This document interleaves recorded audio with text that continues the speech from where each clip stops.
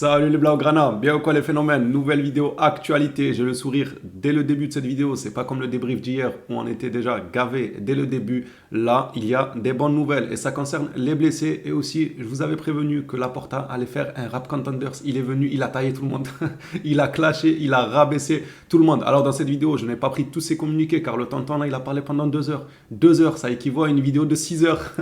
Et vu qu'on n'est pas sur Netflix, on est sur YouTube, je ne peux pas me permettre de faire une vidéo de 6 heures. Du coup, j'ai pris chez nos collègues un résumé de ce que Laporta a dit. On va en parler, on va aussi parler de très très bonnes nouvelles, d'autres un peu moins concernant Pablo Torre. Tiens, on va commencer directement par celle-ci. Juste avant que la vidéo commence, n'hésite pas à lâcher ton petit abonnement, ton petit like et on est parti. Sans plus attendre, on va commencer par une mauvaise nouvelle, celle de Pablo Torre. Pablo Torre qui était constamment avec l'équipe nationale d'Espagne U21 a commencé à perdre sa place avec eux en raison de son manque de temps de jeu. Si le joueur ne joue plus, il sera difficile de participer au championnat d'Europe des nations U21 qui se tiendra en juin prochain. C'est tellement triste. Encore une fois, moi je mets ça sur le dos de la gestion à Xavi car il y a eu de nombreux matchs où Xavi aurait pu lui accorder quelques minutes mais pas non plus à 100% car comme je vous l'ai déjà dit, ça se trouve le joueur il en fout pas une à l'entraînement et que le coach n'est pas content de son rendement à l'entraînement qui expliquerait cette gestion-là. Mais en voyant comment Xavi gère les ailiers, tout ça, ben je me dis, j'aurais plus tendance à croire que c'est Xavi qui gère mal. Parce que justement, pour moi, le collectif, il a mal géré. À chaque fois qu'un joueur faisait un bon match, le match d'après,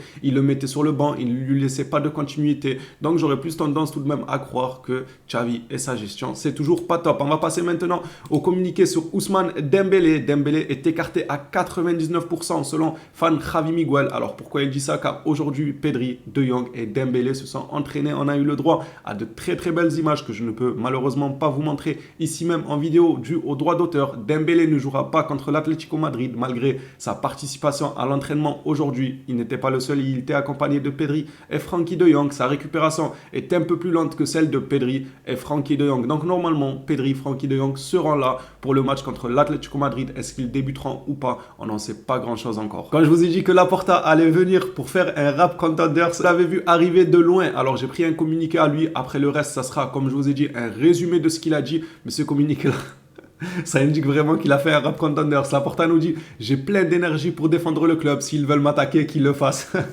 Dites-moi si ça, c'est pas une phrase de rap contenders quand ils se clashent et tout. Ah ouais, tu veux m'attaquer? Mais c'est exactement ça. Il est venu, j'ai plein d'énergie pour défendre le club. S'ils veulent m'attaquer, qu'ils le fassent. Il a mis les points sur les i. Il a allumé Florentino Pérez. Il a allumé tout le monde sur son chemin. Passons maintenant au résumé justement de Laporta et cette interview choc. Résumé de la conférence de presse de Laporta. Le FC Barcelone est un exemple de valeur et d'intégrité. Cette affaire est une campagne contre le club et elle n'est pas venue par hasard. C'est sûr qu'elle n'est pas venue par hasard, c'est en rapport avec la Super League. Tebas dans la foulée a bien évidemment profité de l'affaire et a tenté de ternir l'image du FC Barcelone. Encore une fois, il a profité que le Barça était attaqué de tous les côtés concernant la Super League. On le sait que tous les clubs qui étaient de près ou de loin mêlés à la Super League, la Juventus, tout ça, ils ont eu des soucis. Il ne manque plus que le Real Madrid, mais le Real Madrid, Florentino Pérez, a réussi à tourner sa veste au bon moment, on va dire, pour qu'on les laisse un peu tranquilles. Mais en tout cas, Tebas, lui, dans la foulée, a profité pour abaisser encore plus le FC Barcelone, déjà qu'il le faisait avant cette histoire. Alors maintenant, c'était une aubaine pour lui. Ensuite, le club demandera une compensation financière, bien évidemment, contre toutes les personnes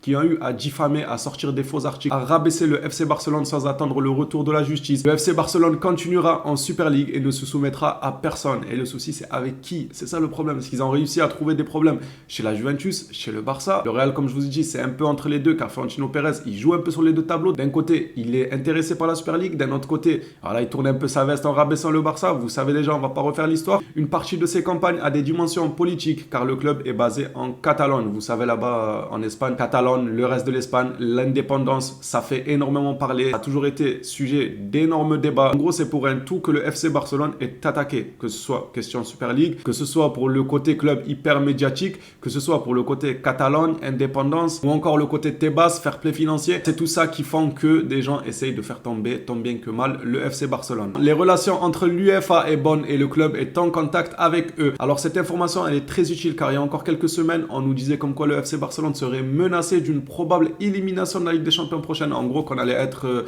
enlevé de la Ligue des Champions, quoi. Tout simplement, même si on gagne la Liga, même si on est qualifié, on allait être sanctionné par l'UEFA. Mais Laporta nous a appris que les relations avec l'UEFA sont bonnes. Laporta assistera au meeting de la Liga mercredi. Quant à la relation entre le Real Madrid et le FC Barcelone en dehors du terrain, elle a été gravement endommagé. On le sait que les 2 derniers Clasico, Laporta ne s'était pas rendu au petit déjeuner. Et comme je vous l'ai dit, Laporta, s'il annule un petit déjeuner, c'est pas pour rien. Parce que lui, les déjeuners, ça le connaît. Tout le temps, il va au déjeuner. S'il annule un déjeuner, c'est qu'il a vraiment un motif solide pour annuler ce petit déjeuner. Et comme ce communiqué nous le dit, les relations en dehors du terrain entre le Real et le Barça se sont ternies. Le club détient entre ses mains 629 rapports, dont 43 rapports vidéo. Le Barça a déjà déposé 20 poursuites contre des personnes qui ont diffamé le club, comme je vous l'ai indiqué précédemment. L'UEFA et la FIFA sont en attente d'une décision judiciaire. C'est la chose qu'il fallait faire en fait dès le début. Au lieu de diffamer, de sortir des articles, tout ça, il fallait attendre le mot de la justice. Comme encore récemment, l'affaire Tebas qui avait accusé le Barça d'avoir dépassé le fair play financier en signant Christensen alors que la justice elle a dit c'est faux. On a attendu le résultat de la justice. La justice elle a donné raison au Barça et a donné tort à Tebas. Donc là aussi c'est pareil. Il faut attendre le dénouement de la justice et par la suite vous pourrez faire autant d'articles que vous le voulez. Le Barça a payé 7 millions d'euros pour des rapports techniques sur des arbitres pendant 18 ans. Il n'y a rien d'illégal là-dedans, nous assure Laporta. Pour finir, on va finir sur une blague de Laporta. J'appelle ça une blague parce que c'est un très bon comédien. Lui, pour parler, c'est un très bon tchatcheur. Il parle énormément. Un fan a demandé à Laporta Messi au Barça. Laporta, il lui a dit oui. La photo, elle me foudra en plus, la photo là. Il est malin, Laporta. Alors je rigole, c'est pas parce que Messi ne va pas forcément venir au Barça, non. Mais pour moi, Laporta, à l'heure actuelle, il n'en sait rien. Il ne sait pas encore s'il y aura un retour officiel de Messi ou pas. Mais il se permet de dire oui. Il dit oui pour tout le monde. Haaland aussi, dernièrement, quand on lui disait Haaland au Barça, il levait le pouce, il disait oui. C'est un manipulateur. Hein. Il manipule tout le monde. Tout le temps, il dit oui. Il a le oui facile. Il faut jamais l'écouter. Moi, je vais attendre que ce soit officiel et ne pas écouter ce genre de communiqué où Laporta dit oui. Car si on l'écoute, il a dit oui pour tout le monde. Il a dit que Messi n'allait pas quitter le Barça. Finalement, il est parti. Il a dit que Haaland allait venir au Barça. Finalement, il n'est pas venu. Et ainsi de suite. C'est un très bon parleur, Laporta. Donc, il faut vraiment prendre ça avec des pincettes. Et en plus de ça, ça me fait de la peine pour le pauvre supporter qui pose une question et qu'on lui répond oui. Il a dû rentrer à la maison tout content, voir ses parents. Oui, Laporta, il m'a dit oui. Mais lui, c'est un bon parleur. Il t'a dit oui juste comme ça.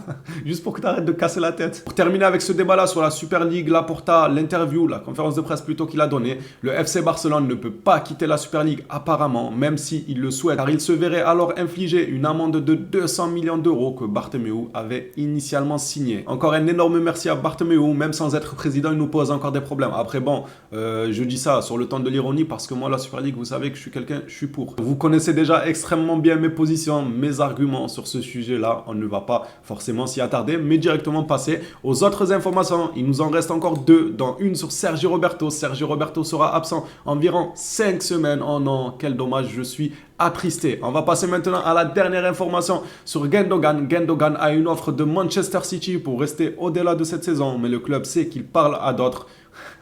On dirait une ex-jalouse. Je sais que tu parles à d'autres. On dirait vraiment une ex-jalouse.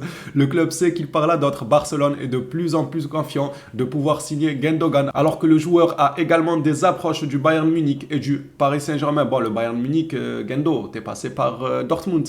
Bon, après, il y a pas mal de joueurs qui l'ont déjà fait ça, Dortmund, Bayern et tout. Et franchement, Gundo, oublie le Bayern Munich. Ensuite, pour le Paris Saint-Germain, il n'y a pas forcément de débat à avoir. Viens au FC Barcelone. On essaye, mine de rien, d'avoir tant bien que mal un projet sportif. Les Blaugranas, ce sera tout pour cette vidéo actualité. Merci à toi si tu l'as suivi jusqu'ici. N'oublie pas le petit like avant de partir, le petit abonnement et pourquoi pas dans la foulée, partager ça à tes amis qui supportent le club. On se revoit à une prochaine vidéo sur le FC Barcelone. D'ici là, prenez soin de vous les phénomènes.